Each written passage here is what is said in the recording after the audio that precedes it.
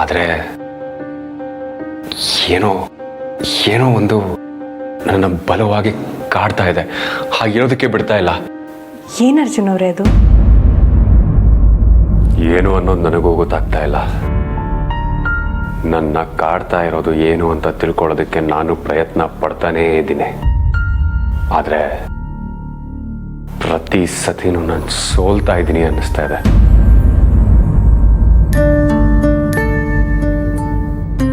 ಅರ್ಜುನ್ ಅವರೇ, ನೀವು ಈ ರೀತಿ ಹೇಳಿರೋದನ್ನ ನಾನು ಯಾವತ್ತೂ ಕೇಳೇ ಇಲ್ಲ. ನಿಮ್ಮನ್ನ ಈ ಸ್ಥಿತಿಯಲ್ಲಿ ನಂಗೆ ನೋಡೋದಕ್ಕಾಗ್ತಾ ಇಲ್ಲ. ದಯವಿಟ್ಟು ಇದರಿಂದ ಹೊರಗಡೆ ಬನ್ನಿ. ಇಲ್ಲ, ಇದನ್ನೆಲ್ಲ ಬಿಟ್ಟು ಒಂದು 3-4 ದಿನ ಹೊರಗೋಗಿ ಬರೋಣ ಅನ್ನಿಸ್ತಾ ಇದೆ. ನನ್ನ ಮನಸ್ಸಲ್ಲಿ ಏನಿತ್ತು ಅದನ್ನೇ ನೀವು ಹೇಳ್ತಾ ಇದ್ದೀರಾ. ಅತ್ತೆ ಮಾವನಿಗೆ ಹೇಳಿ ನಾಳೆ ಬೆಳಿಗ್ಗೆನೇ ಹೋಗೋಣ.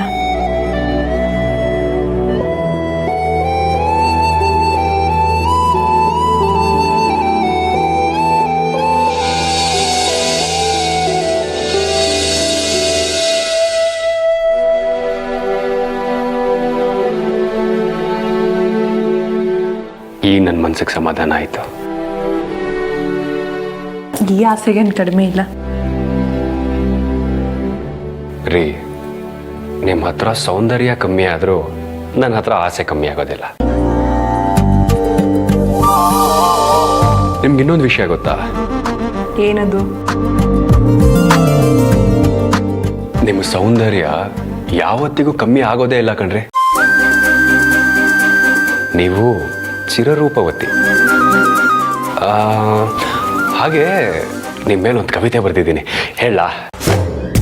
ಓಹೋ, ನೀವು ಕವಿತೆ ಬೇರೆ ಬರೀತೀರೋ? ನಿಮ್ಮನ್ನು ನೋಡ್ತಾ ಇದ್ರೆ ಕವಿತೆ ತಾನಾಗ್ತಾನೇ ಹುಟ್ಟುತ್ತೆ ಕಣ್ರಿ. ಅದಕ್ಕೆ ಪ್ರಪಂಚದ ಎಲ್ಲದಕ್ಕೂ ಹೆಣ್ಣೆ ಸ್ಫೂರ್ತಿ. ಸರಿ ಸರಿ, ಅದೇನದು ಕವಿತೆ ಹೇಳಿ.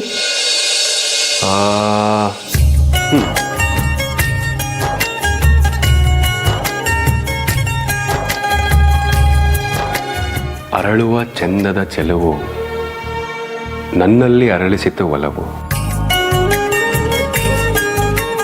ಮಧುರ ಮಿಲನ ನನ್ನಲ್ಲಿ ಮೂಡಿಸಿದೆ ಚೇತನ, ಮುತ್ತಾಗು ನೀ ನನಗೆ ನಾ ಮತ್ತೇರಿರುವೆ, ಸೋತಾಗ ನೀ ನನಗೆ ನಾ ನಿನ್ನಲ್ಲಿ ಕರಗಿರುವೆ.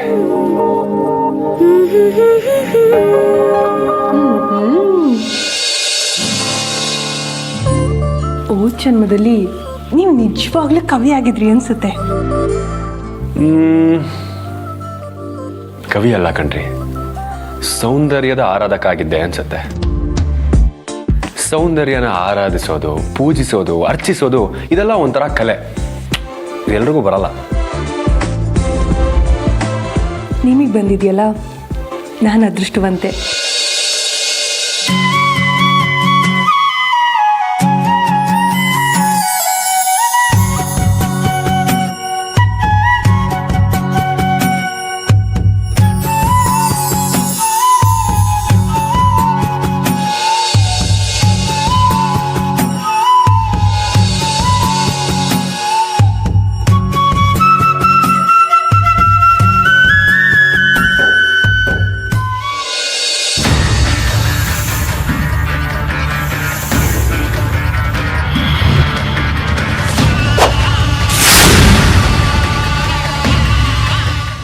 ಅರ್ಜುನ್,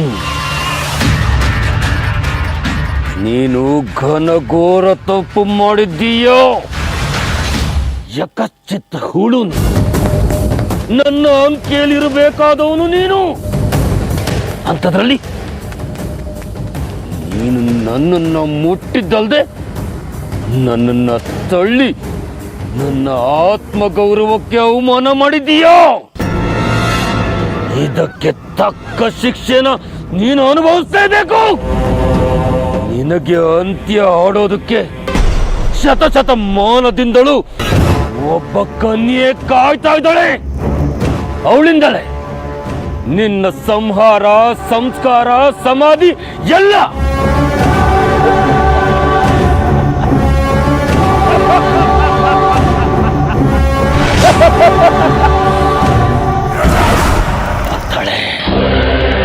ಬರ್ತಾಳೆ, ಬಂದೇ ಬರ್ತಾಳೆ.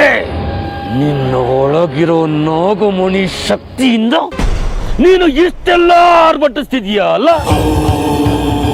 ನಿನ್ನ ಒಳಗಿರೋ ನಾಗಮಣಿ ಹೊರಗೆ ಬಂದ್ರೆ ನೀನು ಕೇವಲ ಹುಳು. ಆಗ ನಾನು ನಿನ್ನನ್ನು ಹೊಸಕ ಹಾಕಿಬಿಡ್ತೀನಿ.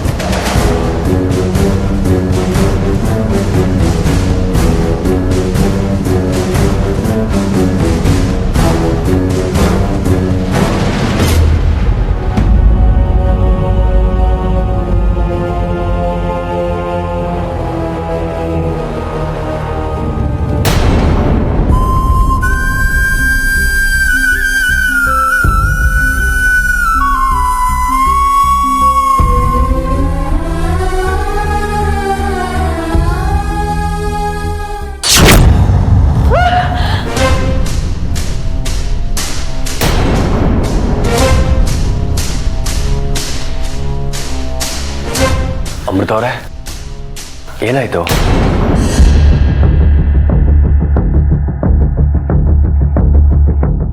ನಿಮ್ಮನ್ನೇ ಕೇಳ್ತಾ ಇರೋದು, ಏನಾಯ್ತು? ಅದು ಅದು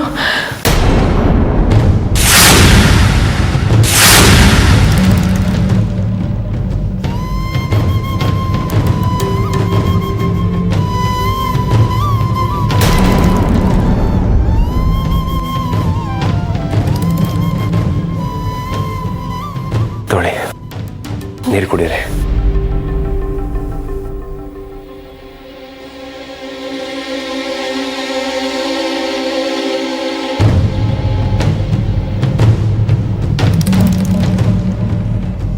ಈಗ ಆರಾಮದ್ರ?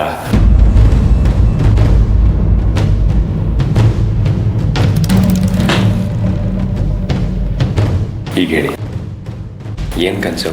ಯಾಕೆ ಗಾಬರಿ ಆದ್ರಿ? ಅದು ಅರ್ಜುನ್ ಅವರೇ,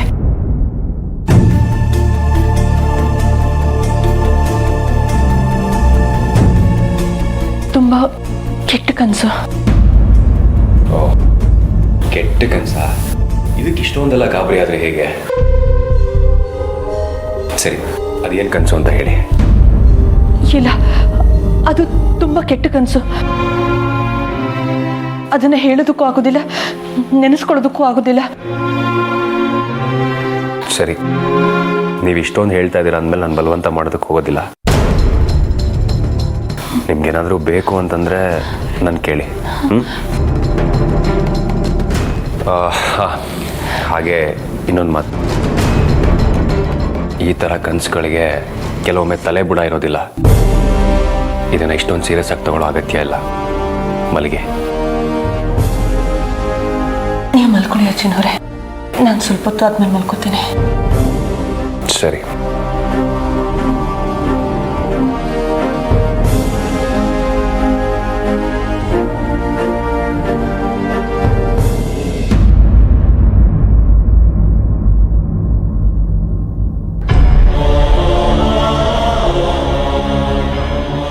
ಶೇಷನ್ಗೆ ಏನೋ ಅಪಾಯ ಆಗೋದ್ರಲ್ಲಿದೆ. ಇದನ್ನ ಹೇಗಾದ್ರೂ ಮಾಡಿ ತಪ್ಪಿಸ್ಬೇಕು. ಆದ್ರೆ ಯಾರಿಂದ ಏನು ಅಪಾಯ ಆಗುತ್ತೆ ಅನ್ನೋದು ಮಾತ್ರ ಗೊತ್ತಾಗ್ತಾ ಇಲ್ಲ. ಹೇಗೆ ಅವಳನ್ನ ಕಾಪಾಡೋದು?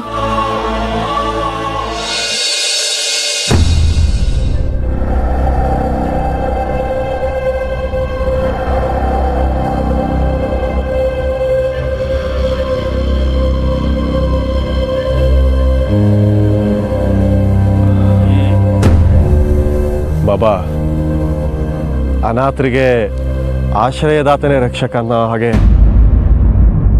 ನಮ್ಮ ಪಾಲಿಗೆ ನೀವೇ ರಕ್ಷಕ. ನಿಮ್ಮ ಆಶೀರ್ವಾದ, ನಿಮ್ಮ ರಕ್ಷಣೆ ಇಲ್ಲದೆ ನಾವು ಯಾವ ಕೆಲಸನೂ ಮಾಡೋಕ್ಕಾಗೋದಿಲ್ಲ. ಅರ್ಜುನ್ ಒಳಗಡೆ ಇರೋ ನಾಗಮಣಿನ ಹೊರಗೆ ತೆಗೆಯೋದಕ್ಕೆ ಒಂದು ಪ್ರಬಲವಾದ ತಾಂತ್ರಿಕ ಪ್ರಯೋಗ ಮಾಡ್ತೀನಿ ಅಂತ ಹೇಳಿದ್ರೆ ಅದನ್ನೇ ನಂಬ್ಕೊಂಡು ನಾವು ಹಗಲು ರಾತ್ರಿ ಕಾಯ್ತಾ ಇದ್ವಿ. ಆದರೆ ನಿಮ್ಮ ಸುಳಿವೇ ಇರಲಿಲ್ಲ ಬಾಬಾ. ಆ ಶಾಸ್ತ್ರಿಗಳು ಮನೆಗೆ ಬಂದು ಬೈರಾಗಿ ಬಾಬನಿಂದ ಅರ್ಜುನ್ ಪ್ರಾಣಕ್ಕೆ ಅಪಾಯ ಇದೆ, ಅದಕ್ಕಾಗಿ ಒಂದು ಪೂಜೆ ಮಾಡಬೇಕು ಅಂತ ಹೇಳ್ದ. ಮನೆಯವರೆಲ್ಲ ಅದಕ್ಕೆ ಒಪ್ಪಿದ್ರು, ಪೂಜೆಗೆ ಅನುವು ಮಾಡಿಕೊಟ್ರು. ಆದರೆ ನಾನು ರುದ್ರ ಹೇಗಾದರೂ ಮಾಡಿ ಇದನ್ನು ತಡಿಬೇಕು ಅಂತ ಅಂದ್ಕೊಂಡ್ವಿ. ಅಷ್ಟರಲ್ಲೇ ನಮ್ಮ ಅದೃಷ್ಟ ಅರ್ಜುನ್ಗೆ ಶಾಸ್ತ್ರಿ ಮೇಲೆ ಕೋಪ ಬಂದು ಅವನನ್ನು ಮನೆಯಿಂದ ಆಚೆ ಹೇಳ್ಕೊಂಡು ಹೋದ. ಅದರಿಂದಾಗಿ ಶಾಸ್ತ್ರಿಯಿಂದ ನಮಗಾಗೋಂಥ ತೊಂದರೆ ತಪ್ಪಿದ್ದು.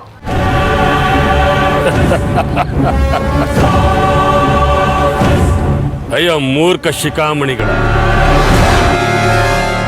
ಆ ಶಾಸ್ತ್ರೀಯ ರೂಪದಲ್ಲಿ ನಿಮ್ಮ ಮನೆಗೆ ಬಂದದ್ದು ಬೇರೆ ಯಾರೂ ಅಲ್ಲ, ಅದು ನಾನೇ.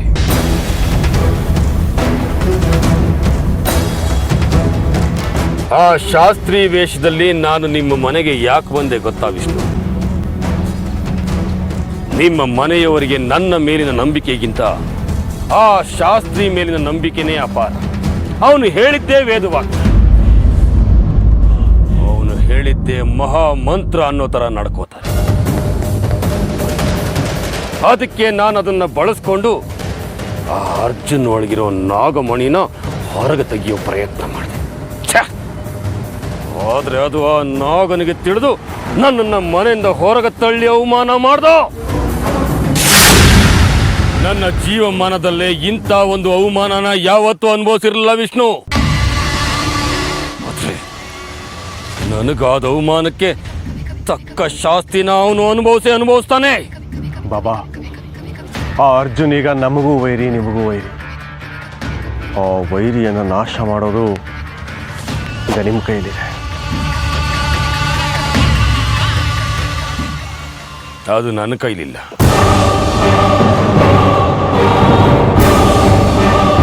ಏನು ಬಾಬಾ ಹೀಗೆ ಹೇಳ್ತಿದ್ದೀರಾ ನೀವು? ಅವನನ್ನ ನೀವು ಆಹುತಿ ತಗೊಳ್ಳಿಲ್ಲ ಅಂದ್ರೆ ಆ ಅರ್ಜುನ್ ಅನ್ನೋ ನಾಗ ನಮ್ಮನ್ನ ಆಹುತಿ ತಗೊಳ್ಳೋದು ಸತ್ಯ. ನಿನ್ನ ಅನುಮಾನ ಅಸಂಭವ. ಹೇಗೆ ಬಾಬಾ? ಶತ್ರುಗೆ ಶತ್ರು ಇರೋದು, ವೈರಿಗೆ ವೈರಿ ಸೃಷ್ಟಿಯಾಗೋದು ಈ ಪ್ರಪಂಚದ ನಿಯಮ ವಿಷ್ಣು. ಈ ಅರ್ಜುನ್ ಅನ್ನೋ ನಾಗನ ಸಾವು ಎಲ್ಲೋ ದೂರದಲ್ಲಿಲ್ಲ, ಸಾಕಷ್ಟು ಹತ್ರದಲ್ಲೇ ಇದೆ. ಇವನ ಆರ್ಭಟಕ್ಕೆ ಅಂತ್ಯ ಹಾಡೋಕೆ ಅಂತಾನೆ ಒಬ್ಳು ದೇವಕನ್ಯೆ ಶತಮಾನಗಳಿಂದ ಕಾಯ್ತಾ ಇದ್ದಾಳೆ.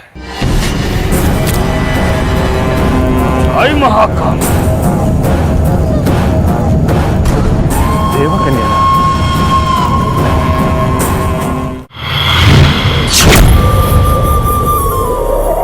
ಅರ್ಜುನ್, ನಾನು ಊರ್ಮಿಳಾ. ಶತಮಾನಗಳಿಂದ ನಿನಗೋಸ್ಕರ ನಾನು ಕಾಯ್ತಾ ಇದ್ದೀನಿ. ನಿನಗೋಸ್ಕರ ಹಂಬಲಿಸ್ತಾ ನಿನ್ನ ಒಂದೇ ಒಂದು ಸ್ಪರ್ಶಕ್ಕೋಸ್ಕರ ಕನ್ವರಿಸ್ತಾ ಇದ್ದೀನಿ. ಬಾ ಅರ್ಜುನ್, ಬಾ.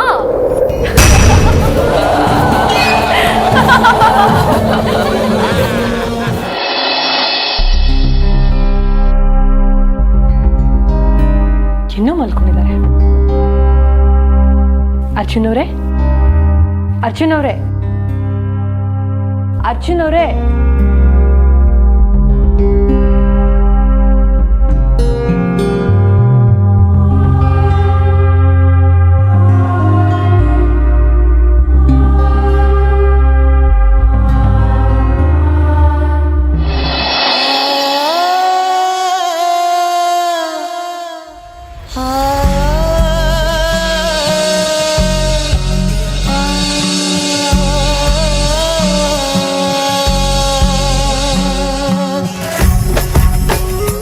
ಅರ್ಜುನ್ ಅವರೇ, ಯಾಕಾಗಿ ನೋಡ್ತಾ ಇದ್ದೀರಾ?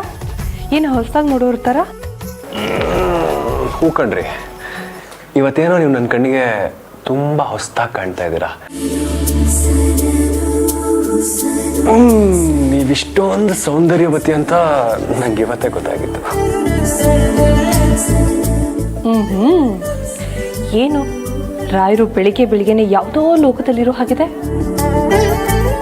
ನಿಮ್ಮಂಥ ಸುಂದರವಾದ ಹೆಂಡತಿನ ಪಡೆದವನು ಯಾವ ಲೋಕಲ್ಲಿ ಇರೋದಕ್ಕೆ ಸಾಧ್ಯ? ಪ್ರೇಮ ಲೋಕದಲ್ಲಿ ತಾನೇ. ಅತಿ ಆದ್ರೆ ಅಮೃತನೂ ಆಪತ್ತು ಅಂತಾರೆ. ಹೇ ರೀ, ಯಾರು ಹೇಳಿದ್ ನಿಮ್ಗೆ? ಇದೆಲ್ಲ ಸುಳ್ಳು ಕಣ್ರಿ. ನನ್ನ ಅಮೃತ ಆಪತ್ತಾಗೋದಕ್ಕೆ ಸಾಧ್ಯನಾ? ನೋಡಿ, ಸುಮ್ಮನೆ ಇದನ್ನೆಲ್ಲ ಹೇಳ್ತಾ ಸಮಯ ವ್ಯರ್ಥ ಮಾಡಬೇಡಿ. ಇಲ್ಲಿ ಬನ್ನಿ, ಇಲ್ಲಿ ನಿಮ್ಗೊಂದು ಮುಖ್ಯವಾದ ವಿಚಾರ ಹೇಳ್ತೀನಿ. ನಿಮ್ಮ ಮುಖ್ಯವಾದ ವಿಚಾರ ಏನು ಅಂತ ನಂಗೆ ಚೆನ್ನಾಗಿ ಗೊತ್ತು. ನೋಡಿ, ನಿಮ್ಮ ಶೃಂಗಾರಕ್ಕೆ ಇದು ಸರಿಯಾದ ಸಮಯ ಅಲ್ಲ. ನಾನೀಗ ಪೂಜೆ ಮಾಡೋದಕ್ಕೆ ಹೋಗ್ಬೇಕು. ರೀ, ಈ ಶೃಂಗಾರ ಅನ್ನೋದು ಒಂಥರ ಪೂಜೆನೆ ಕಣ್ರಿ. ಮೊದಲು ಈ ಪೂಜೆನ ಮುಗಿಸಿ ಆಮೇಲೆ ಆ ಪೂಜೆ ಮಾಡಿ. ಆ ಅರ್ಜುನ ಸುಭದ್ರೆಗೋಸ್ಕರ ಪ್ರೇಮ ಪೂಜಾರಿ ಆದ ಹಾಗೆ ನೀವು ಸಹ ಈ ಅಮೃತಂಗೋಸ್ಕರ ಪ್ರೇಮ ಪೂಜಾರಿ ಆಗೋ ಥರ ಕಾಣಿಸ್ತಾ ಇದ್ದೀರಾ. ಆಗ್ತಾ ಇದ್ದೀನಿ ಅಲ್ಲ, ನಾನು ಯಾವತ್ತಿದ್ರೂ ನಿಮ್ಮ ಸೌಂದರ್ಯ ಆರಾಧಕನೇ. ಒಂಥರ ಪ್ರೇಮ ಪೂಜಾರಿನೇ. ಅದು ನನಗೆ ಗೊತ್ತು. ನೀವು ಹೋಗಿ ಸ್ನಾನ ಮಾಡಿ. ರೀ, ನಿಮ್ಗೆ ಯಾಕೆ ನನ್ನ ಮೇಲೆ ಇಷ್ಟೊಂದು ಕೋಪ? ಕೋಪನ ನಿಮ್ಮೇಲ? ಇನ್ನೇನು ಮತ್ತೆ, ಸ್ನಾನ ಆಮೇಲೆ ಬೇಕಾದ್ರೂ ಮಾಡ್ಬೋದ? ಅರ್ಜುನ್ ಅವರೇ, ಇದು ಜಾಸ್ತಿ ಆಯ್ತು. ಆಯ್ತಾಯ್ತಾಯ್ತಾಯ್ತು. ನೀವು ಬೆಳಗ್ಗೆನೆ ಕೋಪ ಮಾಡ್ಕೋಬೇಡಿ. ಹಾಗೆ ನಿನ್ನೆ ರಾತ್ರಿ ನಾವಿಬ್ರು ಹೊರಗಡೆ ಹೋಗೋದ್ರ ಬಗ್ಗೆ ಮಾತಾಡಿದ್ವಲ್ಲ, ನೆನಪಿದೆ ತಾನೆ? ನೆನಪಿದೆ. ಆದ್ರೆ ಒಂದು ಷರತ್ತು. ಷರತ್ತಾ? ಏನಪ್ಪ ಅದು? ಅಲ್ಲಿ ಹೋದ್ಮೇಲೆ ನೀವು ಈ ಶೃಂಗಾರದ ಚೇಷ್ಟೆಗಳನ್ನೆಲ್ಲ ಮಾಡಬಾರ್ದು. ರೀ, ಕಾಶಿಗೆ ಹೋದ್ಮೇಲೆ ಗಂಗಾ ತೀರ್ಥ ಕುಡಿಲೇಬೇಕು. ಇಲ್ಲದೆ ಇದ್ರೆ ಕಾಶಿಗೆ ಹೋಗಿದ್ ಫಲಾನೂ ಸಿಗೋದಿಲ್ಲ, ಕಾಶಿ ಯಾತ್ರೆ ಸಾರ್ಥಕತೆನೂ ಆಗೋದಿಲ್ಲ. ಇದು ಒಂಥರ ಹಾಗೆ, ತಿಳ್ಕೊಳ್ಳಿ. ಓಹೋ, ಇದು ನನಗೆ ಗೊತ್ತೇ ಇರಲಿಲ್ಲ. ಮೊದಲು ನೀವು ಸ್ನಾನಕ್ಕೆ ಹೋಗಿ. ಸ್ನಾನ ನೀವು ಬಂದಿದ್ದಿದ್ರೆ. ಅರ್ಜುನ್ ಅವರೇ, ಬಿಡಿ. ರೀ, ಓಡಿ ಓಡಿ ಎಲ್ಲಿ ಓಡ್ತೀರಾ? ನನ್ನ ಕೈಗೆ ಸಿಕ್ಕಾಕೊಳ್ಳೇಬೇಕು.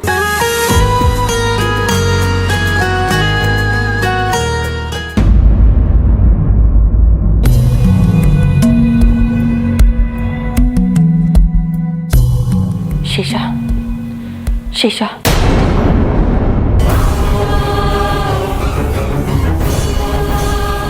ಶೇಷ, ಶೇಷ, ಇದೇನಿದು? ಶೇಷ ಏನು ಮಾತಾಡ್ತಾ ಇಲ್ಲ. ಅವಳಿಗೆ ನನ್ನ ಧ್ವನಿ ಕೇಳಿಸ್ತಾ ಇಲ್ವಾ? ಶೇಷ, ಶೇಷ,